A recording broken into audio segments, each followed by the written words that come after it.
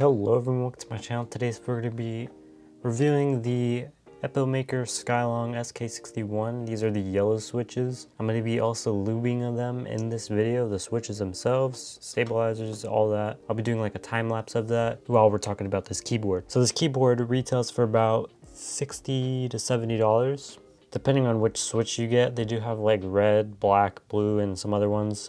I personally chose the gray-white colorway with Gateron yellow switches, as I see they are the most highest quality switch on there, and they are the nicest one, I guess you could say, in my opinion. Yellow switches get the job done. They feel really good. They're super satisfying, especially when you click on them.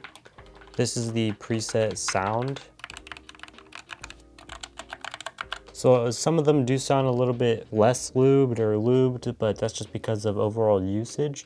You can't notice it a whole lot, but after 6 months of constant editing and just using them day-to-day use, for it being a white keyboard, I'm very surprised on how the white didn't even fade at all. None of the PBT on this, even the keycaps on all of them, didn't get dirty. The most it has is just some dust, but you can easily get one of those cleaning kits and just use an airbrush or one of those slime things. I did a review of those before. I'll probably clean it right now too before I lube them. I wish they did have a wireless version and / wired, because that would have been way more helpful. Just this colorway, it just fits perfectly with my color theme because it's like gray, white. And I did lube this escape key. So this is the only switch on this keyboard that is lubed. And this is what it sounds like versus a normal key. And if you do want to pick this keyboard up for yourself as well, you can also check in the link in the description and see the full unboxing of that in the top right hand corner. Let's just get straight onto the lubing and review. So first we're going to go ahead and check out some of the accessories we're going to be using. So we're going to have our base station here as well as our lube. Both will be linked in the description if you decide to purchase them. So included in it is an acrylic base station which holds up to 30 switches. And then right here you have a 000 brush, and you do get 2 of them, which is really nice. You do have a tweezers / pry thing. You have switch puller, keycap puller, obviously. You also have a switch remove, like opener basically. This helps really with the whole process and makes it really quick. So first we're going to take out all the keycaps and the switches, put them on the base of the acrylic part, and then just fill it up. So that's what it looks like fully. And now we have it filled up with all switches. Now we're going to go ahead and clean it up with the mecha slime, if you will.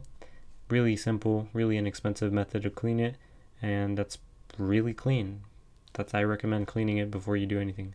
So now we're going to go to use the switch opener, I'm going to call it that, and we're going to go and remove all of them. We're going to separate them into 4 groups. One of the groups will be on the switch little board, but the other 3 will be elsewhere. So we're going to go and fill up the switch thing with the black pieces, which is the base. And then as you can see, you can see the 4 groups now, and that's what we're going to do. I'm going to be using this container to put the springs in here, put some lube in there, and shake it up. So we're just going to go ahead and put the lube in right now. That's what it looks like, and then we're going to go ahead and put all the springs in there and close it. And it worked perfectly because I just randomly found the EBL case and just evenly coats everything due to just gravity, and just it works really well. I'm glad I saw that little tip on a YouTube channel. I forgot the name of it, but yeah, everything else is evenly coated now, and we can go ahead and start with the process. But some of them do have chunks. I'll just reshake them or take them off. It's really simple. It didn't interfere at all with the process though. It was only like 2 that did that. But now we're just going to go ahead and lube everything else, and we'll be good to go. So lubing everything was really simple, really fast. I already watched the tutorial like months ago because I have tried out lubing switches before, and I'm pretty decent at it. So now we're going to go ahead and fill it up, and we're pretty much done with the whole thing.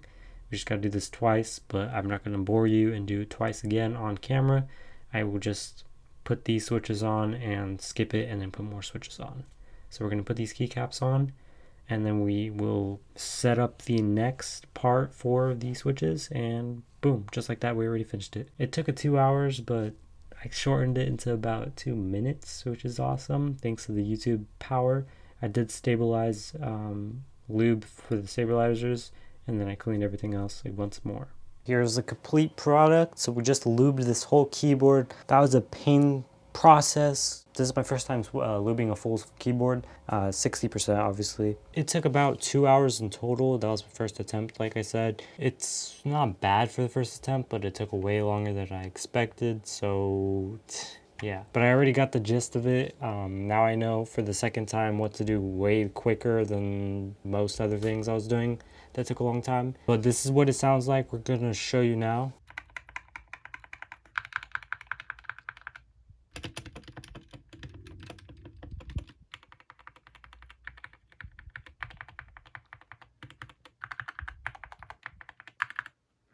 For my next lubed video, I'll be doing this one, this keyboard here. This keyboard is a silver speed switch keyboard, and it is $100, so it's slightly more expensive, and then from there we'll be able to go up and up in prices and just be able to get better and master the lubing thing, and then I can do whatever I need to do, like make a tutorial eventually, or you know. So yeah, that's that experience. Without further ado, I really do love this keyboard. It's way better than the previous 5 I had tested out. I tested out many 60% keyboards. I love this keyboard in particular because of the yellow switches. I've never had yellow switches. First time, and I really do like it. I mainly use this keyboard for editing, but you can use it for pretty much gaming or anything else. I've tried it on gaming. It does work really, really well. From day-to-day use, it just works perfectly. I love this keyboard.